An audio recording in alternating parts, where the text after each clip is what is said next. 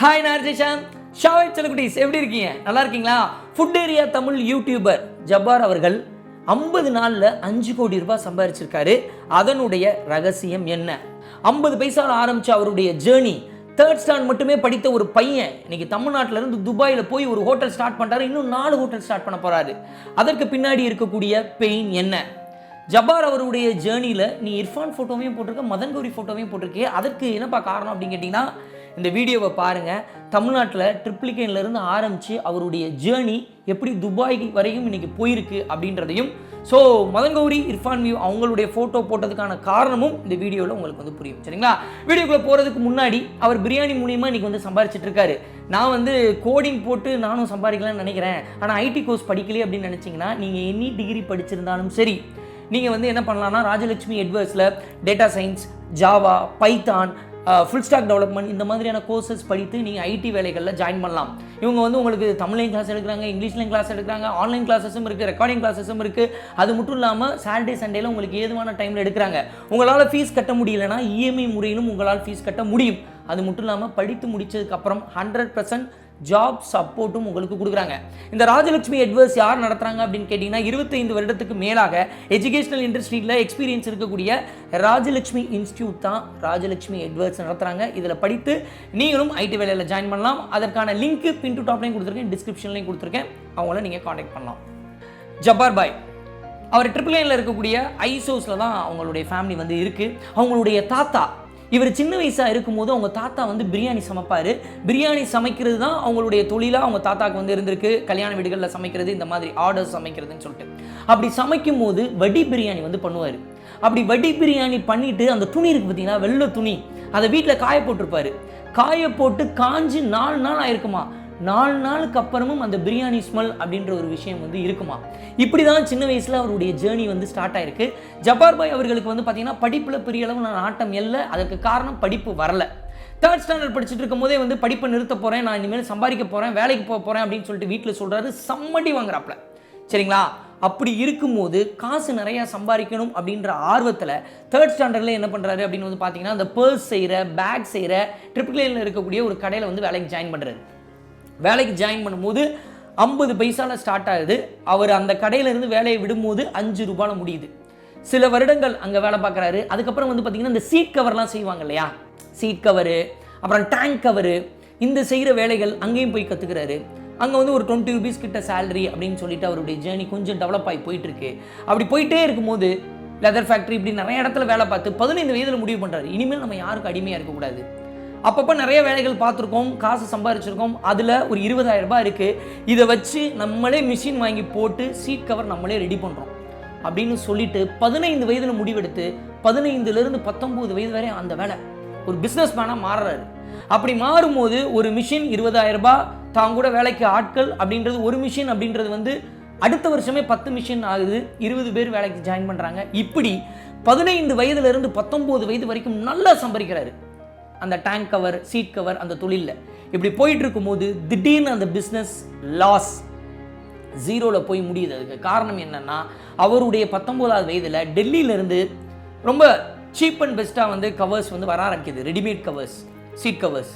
அது வரும்போது இவருடைய பிஸ்னஸ் அடி வாங்குது. என்ன பண்ணுறதுன்னு தெரில, பிஸ்னஸ் லாஸு. 11 வருஷம் கஷ்டப்பட்டு கற்றுக்கிட்ட ஒரு விஷயம் ஒன்றும் இல்லாமல் போகுது. அடுத்து என்ன பண்ணுறது? ஹோட்டலில் வேலைக்கு ஜாயின் பண்ணிடலாம், அங்கே ஜாயின் பண்ணால் சாப்பாடு கிடைக்கும், அப்படியே தொழிலையும் கற்றுக்கலாம் அப்படின்னு சொல்லிட்டு நினைக்கும் போது அவருக்கு என்ன தோணுதுன்னா, நம்ம தாத்தா பிரியாணி பண்ணார், அவரை மாதிரி நம்மளும் ஏன் பிரியாணி பண்ணக்கூடாது, நமக்கு பிரியாணி பண்ண தெரியாது, கற்றுக்கலாம் அப்படின்னு நினச்சா தாத்தாவும் அப்போ உயிரோடு இல்லை. என்னப்பா கற்றுக்கிட்ட பிஸ்னஸும் போச்சு, பிரியாணி கற்றுக்கலாம்னு நினச்சா இப்போ தாத்தாவும் இல்லை அப்படின்னு சொல்லிட்டு நினைக்கும் போது, தாத்தா மாதிரியே யாராவது இந்த ஏரியாவில் இருப்பாங்கல்ல, ஹயாத் பாய் அப்படின்ற ஒருத்தவர்கிட்ட போய் பிரியாணி கற்றுக்கிறாரு.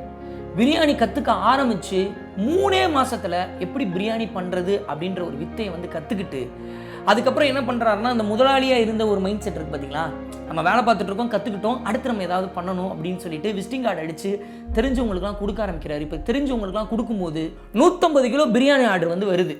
ஃபஸ்ட்டு ஆர்டர் 1 கிலோ சமைச்சா 25 ரூபா, 150 கிலோ சமைச்சா 3750 ரூபா. மறுபடியும் காசு வருது.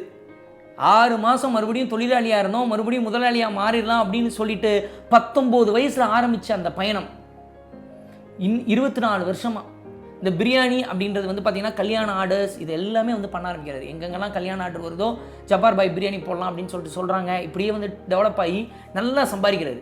நல்லா சம்பாதிச்சுட்டு இருக்கும்போது சில இன்னும் ஒரு சில பிஸ்னஸும் வந்து ஸ்டார்ட் பண்ணுறாரு. இப்படியே போயிட்டு இருக்கும்போது லாக்டவுன் வருது. லாக்டவுன் அந்த பீரியடுக்கு முன்னாடியே என்ன பிளான் பண்ணுறாங்கன்னா, ஆறுமுகம் அப்படின்ற ஒருத்தர் யூடியூப் சேனல் ஸ்டார்ட் பண்ணியிருக்காரு. அதே மாதிரி நம்மளும் யூடியூப் சேனல் ஸ்டார்ட் பண்ணுவோம்னு சொல்லிட்டு அவருடைய ஃப்ரெண்டு தௌஃபிக் சொல்கிறாரு. தௌஃபிக் கேமராமேனு இவரும் வந்து அந்த யூடியூப்பில் பண்ணுறது அப்படின்னு சொல்லிட்டு ஸ்டார்ட் ஆகுது. இப்படி ஸ்டார்ட் ஆகும்போது ஒரு 3 மாதத்தில் 10,000 சப்ஸ்கிரைபர் வந்து வர ஆரம்பிக்கிறாங்க.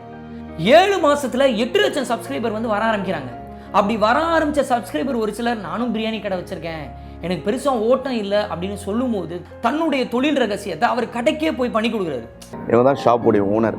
இன்றைக்கி தான் ஃபஸ்ட்டு ஸ்டார்ட் பண்ணுறாங்க. ஸோ 4 கிலோ உங்களுக்கும் செஞ்சு காமிக்க போகிறேன், இந்த வீடியோ பார்க்குறவங்களுக்கும் காமிக்க போகிறேன். இப்படி தான்ப்பா பிரியாணி பண்ணணும், இதுதான் எனக்கு வந்து கல்யாண ஆர்டர்லாம் வருது, இந்த மாதிரி பண்ணுங்கள், ஒருவேளை உங்களுக்கு டெவலப் ஆகும் அப்படின்னு சொல்லிட்டு தன்னுடைய தொழில் ரகசியத்தை மற்றவங்களுக்கும் சொல்லித்தராரு. இப்படி நிறைய பேருக்கு சொல்லித்தரும் போது அவர் என்ன சொல்கிறாரு அப்படின்னா, நான் ஒரு பீரியடில் இந்த உலகத்தை விட்டு போயிடுவேன், ஆனால் நான் கற்றுக்கிட்ட தொழில் இருக்குது பார்த்தீங்களா, இது அங்கங்கே இருக்கும், நிறையா பேரை வாழ வைக்கும், அதனால நான் சொல்கிறேன், பரவாயில்ல, எனக்கு உண்டானது எனக்கு கிடைக்க போகுது, அவங்களுக்கு உண்டானது அவங்களுக்கு கிடைக்க போகுது அப்படின்னு சொல்லிட்டு நிறைய பேருக்கு வந்து இந்த தொழில் ரகசியத்தையும் கற்றுக் கொடுக்க ஆரம்பிக்கிறாரு. இப்படி கற்றுக் கொடுத்துக்கிட்டே இருக்கும்போது 1.5 மில்லியன் சப்ஸ்கிரைபர் உருவாகிறாங்க. அந்த டைமில் அவர் என்ன பிளான் பண்ணுறாரு அப்படின்னா, நம்ம ஏன் இங்கே வந்து நம்ம கல்யாண ஆர்டர்லாம் எடுக்கிறோம், தமிழ்நாட்டில் சென்னையில் போயிட்டுருக்கு, அப்படி இருக்கும்போது இந்த பிஸ்னஸ் இன்னும் பெருசாக்கலாம். ஏன்னா யூடியூப் மூலியமாகவும் அவருக்கு நிறைய ஆர்டர்ஸ் வந்து வர ஆரம்பிக்குது. அதிலே வந்து அவர் கோடிகளில் சம்பாதிக்க ஆரம்பிக்கிறாரு. அவருடைய ஃபாலோவர்ஸ் எங்கெங்கெல்லாம் இருக்காங்கன்னு செக் பண்ணி பார்க்கும்போது ஃபஸ்ட்டு இந்தியா, செகண்ட் ஸ்ரீலங்கா, 3வது துபாய். இப்போ நம்மளால் ஸ்ரீலங்காவில் பிஸ்னஸ் ஸ்டார்ட் பண்ண முடியாது, துபாயில் ஸ்டார்ட் பண்ணலாம் அப்படின்னு சொல்லிட்டு துபாயில் ஸ்டார்ட் பண்ணுறாரு. லான்ச் பண்ண அன்னைக்கே வந்து பார்த்தீங்கன்னா ஜப்பார் பாய் லான்ச் பண்ணியிருக்காரு, கடை ஆரம்பிச்சிருக்காருன்னு சொல்லிட்டு துபாய்க்கு சவுதியிலேருந்து ஆட்கள் வர்றாங்க, சிங்கப்பூர்லேருந்து ஆட்கள் வர்றாங்க. ஸோ வீக் டேஸ்லேயே மார்ச் 18ஆம் தேதி ஸ்டார்ட் பண்ணுறாரு. வீக் டேஸ்லேயே அவருக்கு 250 கிலோ பிரியாணி வந்து விற்கிது. வீக்கெண்ட் எடுத்துக்கிட்டிங்கன்னா 400 kg 500 kgன்னு வந்து விற்கிது. அவர் என்ன சொன்னார்னா, 45லேருந்து 50 நாளில் நான் 5 கோடி ரூபாய் இன்வெஸ்ட்மெண்ட் வந்து பண்ணேன், அந்த 5 கோடி ரூபாய் இன்வெஸ்ட்மெண்ட்டை எடுத்துட்டேன் அப்படின்னு வந்து சொல்கிறாரு துபாயில். ஏன்னா யூடியூப் மூலிமா எனக்கு ஒரு விளம்பரம் கிடைத்தது, அந்த விளம்பரம் மூலிமா ஃபாலோவர்ஸ் வந்தாங்க, அந்த ஃபாலோவர்ஸ் மூலிமா இந்த வருமானம் கிடைத்தது, அந்த அன்பு போதும் அப்படின்னு வந்து சொல்கிறாப்புல. அது மட்டும் இல்லாமல் அவருடைய துபாயினுடைய ஹோட்டலில் வந்து பார்த்தீங்கன்னா இன்றைக்கி ரெஸ்டாரண்ட்டில் ஒரு 34 பேர்கிட்ட வேலை பார்க்குறாங்க. அதில் 20 பேர் யார் அப்படின்னு கேட்டிங்கன்னா ஃபுட் ஏரியா தமிழ் யூடியூப் சேனலுடைய சப்ஸ்கிரைபர்ஸ் தான். நீங்கள் வந்து பார்த்தீங்கன்னா ரீசெண்டாக மதன் கௌரி என்ன பண்ணார் அப்படின்னா, அவருடைய சேனலுக்கு ஆட்கள் வந்து வேலைக்கு எடுத்தார். அவர் எங்கே வேணால் வேலைக்கு எடுத்துருக்கலாம். அவர் யாரை வேலைக்கு எடுத்தார்னா அவரும் ஒரு 20 பேர்கிட்ட தான் எடுத்தார். யாரெல்லாம் எடுத்தார் அப்படின்னு வந்து பார்த்தீங்கன்னா, மதன் கௌரி யூடியூப் சேனலை யாரெல்லாம் ஃபாலோ பண்ணுறாங்களோ எம்ஜி ஸ்குவாட்ல இருந்து தான் அவர் வந்து எடுத்தார். ஸோ அதனால தான் அவருக்கு டிக்கு போட்டிருந்தேன் தமிழ்ல. ஸோ இந்த பக்கம் இர்ஃபான் அவர்கள் வந்து என்ன பண்ணுறாரு அப்படின்னு வந்து பார்த்தீங்கன்னா, அவர் கூட இருக்கிறது அவருடைய ஃப்ரெண்ட்ஸ் இருக்காங்க, அவருடைய ரிலேட்டிவ்ஸ் இருக்காங்க, அவருடைய டீமில் அவங்க வந்து பார்த்துக்கிறாங்க. ஸோ நம்மளை சுற்றி நமக்கு நல்லதுன்னு நினைக்கிறவங்க இருப்பாங்க பார்த்தீங்களா, வெல்விஷர் இருப்பாங்க பார்த்தீங்களா, அவங்கள கூட வச்சுக்கிட்டா கெத்தாக வாழலாம் அப்படின்றதுக்கு இது ஒரு எக்ஸாம்பிள். இன்றைக்கி நீங்கள் சிவகார்த்தியன் அவர் கூட இருக்கிறது, அவருடைய ப்ரொடக்ஷன் ஹவுஸில் இருக்கிறது யார் அப்படின்னு வந்து பார்த்தீங்கன்னா அவருடைய ஃப்ரெண்ட்ஸ் தான், ஃபேமிலி மெம்பர்ஸ் தான். ஸோ நம்ம கூட நம்மளுடைய வெல்விஷரை வச்சுக்கணுன்றதை இப்போ ஜப்பார் பாயும் துபாயில் சப்ஸ்கிரைபரோடு போய் ஒரு தமிழனாக இருந்து ட்ரிப்ளிகேன்லேருந்து ஆரம்பித்து 50 பைசாவில் தன்னுடைய ஜேர்னியை ஆரம்பித்து இன்றைக்கி 5 கோடியில் வளம் வந்துட்டு இருக்காரு. துபாயில் ஒரு ரெஸ்டாரண்ட் ஆரம்பிச்சிருக்காரு, இன்னும் 4 ரெஸ்டாரண்ட் ஆரம்பிக்க போகிறாரு. ஸோ இன்னொரு கண்ட்ரியில் போய் ஒரு தமிழன் ஜெயிச்சு நிற்கும் போது சந்தோஷமாக இருக்குது. அவருடைய ஜேர்னி மூலிமா எனக்கு என்ன தோணுச்சு அப்படின்னு வந்து பார்த்தீங்கன்னா, இன்றைக்கி நம்ம என்ன பண்ணிகிட்டு இருக்கோன்றது முக்கியம் கிடையாது, நாளைக்கு என்ன பண்ண போகிறோம் தான் முக்கியம். டாய்லெட் பேப்பர் பண்ணிட்டு இருந்தாங்க பார்த்தீங்களா, அவங்க தான் நோக்கியா அப்படின்ற ஒரு கம்பெனியை உருவாக்குனாங்க. குக்கர் ரெடி பண்ணிட்டு இருந்தாங்க பார்த்தீங்களா, குக்கர் ரெடி பண்ணிட்டு இருந்தவங்க தான் சோனி அப்படின்ற ஒரு பிராண்டே உருவாக்குனாங்க. மெழுகுவர்த்தி தயாரிச்சுட்டு இருந்த கேண்டில் கம்பெனி தான் அதுக்கப்புறம் கோல்கேட் அப்படின்ற ஒரு கம்பெனியாக மாறிச்சு. காய்கறிகள் மீன் வியாபாரம் பண்ணிட்டு இருந்த ஒரு கம்பெனி தான் சாம்சங் அப்படின்ற ஒரு நிறுவனமாக மாறிச்சு. இன்றைக்கி நம்ம என்ன பண்ணிட்டு இருக்கோன்றது முக்கியம் கிடையாது. இன்றைக்கி 50 பைசா சம்பாதிக்கலாம், 5000 சம்பாதிக்கலாம், 50,000 சம்பாதிக்கலாம். நம்மளுடைய இலக்கு என்ன அப்படின்றத நம்ம டார்கெட்டை ஃபிக்ஸ் பண்ணிட்டு ஓடணும்னா நம்மளும் ஜப்பார் பாய் மாதிரி ஜெயிக்க முடியும். நிச்சயமா இந்த வீடியோ உலகத்தில் ஏதோ மூலையில் இருக்கக்கூடிய பொண்ணோடையோ பையனோடையோ திருநங்கையினுடைய வாழ்க்கையை மாற்றும் அப்படின்னு சொல்லிட்டு நான் நம்புகிறேன். Thanks so much.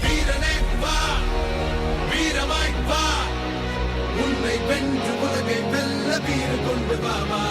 1000 தாண்டி போனால் கோடியில நீதான் ஒருவன். நாடி நரம்பெல்லாம் வெற்றி போராட்டமே. உன்னுடைய எல்லை நீயே, உலகத்துக்கு பிள்ளை நீயே. போலையாகும் மூக்கில் தேகம் உன் துணையே.